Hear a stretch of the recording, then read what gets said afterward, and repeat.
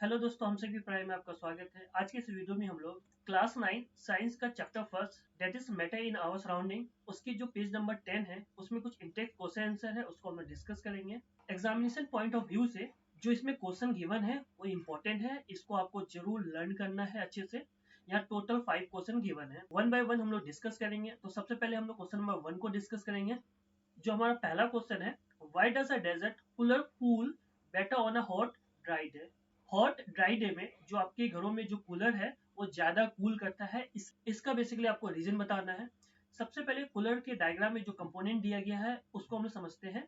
यहाँ पे आप देखोगे नीचे साइड में आपके पास एक पंप होता है और यहाँ पे वाटर टैंक है, यानी इसी पंप के थ्रू जो वाटर है कूलर के पूरे बॉडी पार्ट में स्प्रेड आउट होता है। फ्रंट में आप एक फैन देखोगे, इसी फैन के थ्रू जो एयर है वो हमारे रूम में स्प्रेड आउट होता है। बेसिकली हॉट ड्राई डे में जो एयर है, एयर का जो पार्टिकल्स है उसमें बहुत ही ज्यादा एनर्जी होता है, तो हम लोग कह सकते हैं कि हाई एनर्जी पार्टिकल्स होता है। High energy particles that is वो बहुत ही ज्यादा गर्म होगा, टेम्परेचर हाई होगा। इस टेम्परेचर हाई की वजह से यहाँ पे एनर्जी ज्यादा होता है। बेसिकली काइनेटिक एनर्जी होता है, काइनेटिक एनर्जी होता है हाफ एम वी के स्क्वायर। जैसे जैसे टेम्परेचर इंक्रीज होगा तो जो आपका पार्टिकल्स है इसके बीच में मोशन भी इंक्रीज होगा। मोशन के इंक्रीज होने की वजह से हम लोग कह सकते हैं जो स्पीड है या जो वेलोसिटी है वो भी इंक्रीज हो रहा है, इसी वजह से काइनेटिक एनर्जी इंक्रीज होगा। तो पार्टिकल्स के अंदर बहुत ही ज्यादा एनर्जी होता है।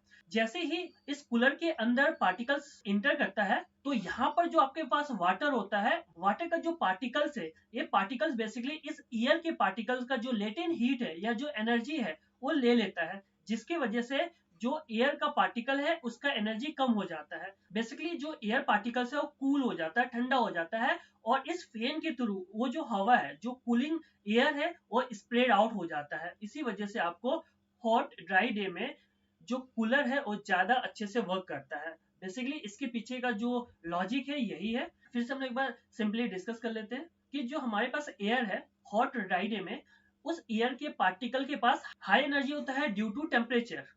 जितना ज्यादा टेम्परेचर होगा और जितना कम ह्यूमिडिटी होगा, जो आपके पास पार्टिकल है उस पार्टिकल के पास एनर्जी उतना ही ज्यादा होगा। तो यहाँ पे एनर्जी ज्यादा है।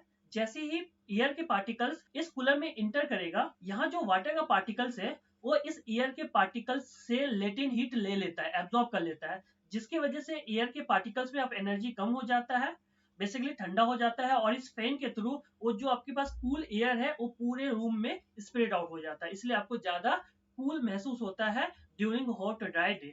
तो सिंपली हम लोग लिखेंगे जो आपका डेजर्ट कूलर है वो वर्क करता है, एक प्रोसेस होता है इवापोरेशन। इवापोरेशन का मतलब है कि आपका जो वाटर है वो वाटर वेपर में कन्वर्ट हो जाएगा ऑन दिस सरफेस। और यहाँ पे याद रखना है कि बॉइलिंग पॉइंट टेम्परेचर रिक्वायर्ड नहीं होता है, below the boiling point water water vapour में कन्वर्ट हो जाता है, उस प्रोसेस को हम लोग इवापोरेशन कहते हैं। तो जो डेजर्ट कूलर है बेसिकली इसी प्रोसेस पे वर्क करता है। The water falling on the side of the desert cooler is evaporated by the hot air. जैसे अभी हम लोग देख रहे थे, जो पंप के थ्रू जो वाटर है पूरे बॉडी सरफेस पे, कूलर के बॉडी सरफेस पे स्प्रेड आउट होता है। आउटसाइड से जो एयर कूलर के अंदर इंटर करता है तो इस एयर में पार्टिकल ज्यादा होगा, तो यहाँ जो वाटर है या वाटर का जो पार्टिकल्स है इस एयर पार्टिकल का लेटेंट हीट को एब्जॉर्ब कर लेता है। Hence the water takes up the latent heat from the air and air become cools। तो जैसी एनर्जी लॉस करता है तो जो एयर का पार्टिकल्स है वो बेसिकली कूल हो जाता है and spread in the room with the help of fan. तो जो हमारे फ्रंट फेस पे जो फैन होता है उसके थ्रू वो पूरे रूम में स्प्रेड आउट हो जाता है। During a hot dry day the temperature is high and humidity is less. Important है इवापोरेशन के लिए, याद रखना आपको कि टेम्परेचर हाई होना चाहिए और ह्यूमिडिटी कम होगा। जितना ज्यादा टेम्परेचर हाई होगा और जितना कम ह्यूमिडिटी होगा, इवापोरेशन उतना ही अच्छे ढंग से होगा। तो during a hot dry day temperature is high and humidity is less which help in better evaporation। तो due to higher rate of evaporation it gives better cooling effect। तो जितना ज्यादा evaporation होगा उतना ही आपका जो एयर है वो एनर्जी को लॉस करेगा। जितना एयर आपका एनर्जी को लॉस करेगा, एयर उतना ही ज्यादा ठंड होगा, तो आपको ज्यादा कूल महसूस होगा ड्यूरिंग हॉट ड्राई डे। यहाँ पे एक वर्ड है humidity, that means amount of water vapour present in air. हमारे एयर सराउंडिंग में कितना वाटर वेपर प्रेजेंट है उसी को हम लोग ह्यूमिडिटी कहेंगे। तो यहाँ पे याद रखना ह्यूमिडिटी कम होना चाहिए। ह्यूमिडिटी कम होगा यानी एयर में आपका वाटर पार्टिकल्स को कम होगा, तभी ज्यादा इवापोरेशन होगा। अगर वाटर ड्रॉपलेट ज्यादा होगा एयर में तो आपका इवापोरेशन नहीं होगा। तो ये ध्यान रखना है कि ह्यूमिडिटी को कम होना जरूरी है, और टेम्परेचर हाई होगा तो इवापोरेशन ज्यादा होगा। तो बेसिकली आप यही पॉइंट को मेंशन कर लेना। Next question number 2, why does the water kept in earthen pot that is मटका become cool during summer? Summer के वक्त जो अर्थन पोट या मटका जो है उसका पानी ठंडा होता है, इसका रीजन क्या है? तो यहाँ पे आपको एक मटका दिया हुआ है, दैट इज अर्थन पोट दिया हुआ है।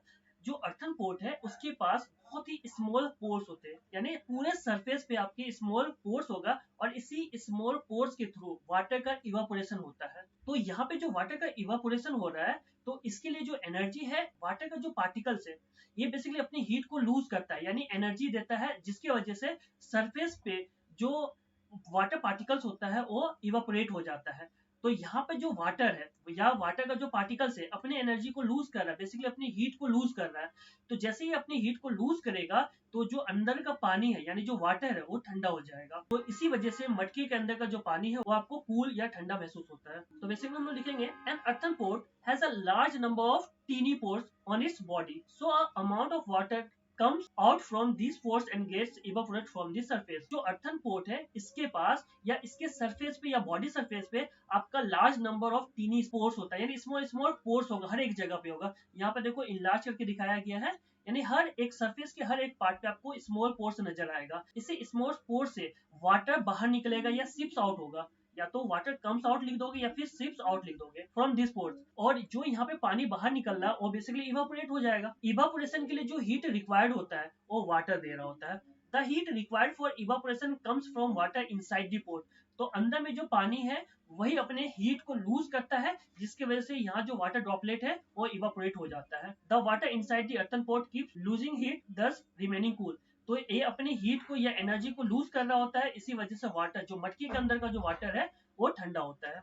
So water kept in an earthen pot matka becomes cool during summer.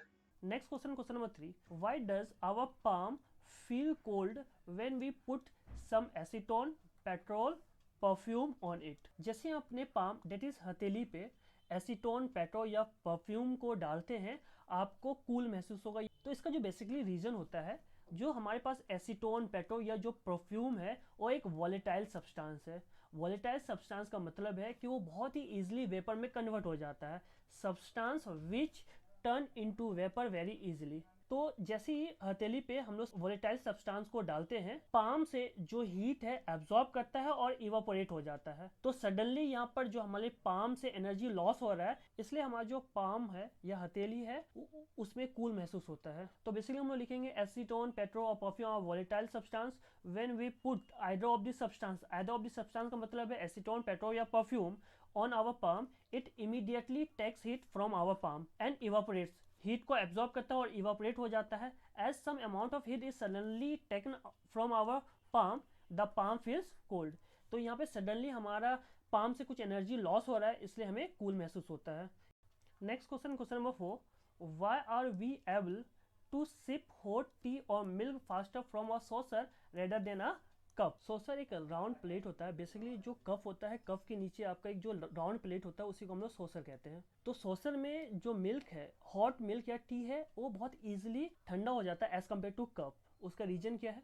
तो यहाँ पर भी अगेन हम लोग इवापोरेशन की बात करेंगे। जो इवापोरेशन है ये डिपेंड करता है कि टेम्परेचर हाई होना चाहिए, दूसरा जो ह्यूमिडिटी है वो कम होना चाहिए, एंड तीसरा जो सरफेस एरिया है उस पे डिपेंड करता है। जितना ज़्यादा सरफेस एरिया होगा उतना ही इजीली या फास्ट आपका इवापोरेशन होगा।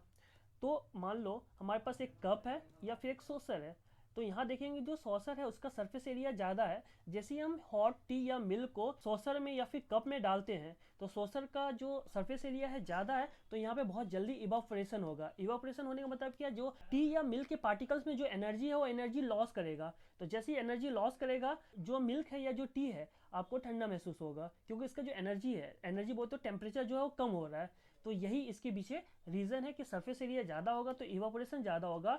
इवापोरेशन ज़्यादा होने की वजह से जो पार्टिकल्स है टी या मिल्क का, वो अपनी एनर्जी को लॉस करेगा और बेसिकली ठंडा हो जाएगा। We know that evaporation depend upon the surface area. The more surface area the faster is the rate of evaporation. Evaporation depend करता है सरफेस एरिया पे। जितना ज़्यादा सरफेस एरिया होगा, इवापोरेशन का जो रेट है उतना ही ज्यादा होगा। Tea milk in a saucer has larger surface area than in cup, so the rate of evaporation is faster in a saucer. तो बेसिकली यही आप लिखोगे कि लार्ज सरफेस एरिया है सॉसर का, इसलिए यहाँ पर इवापोरेशन ज्यादा होगा।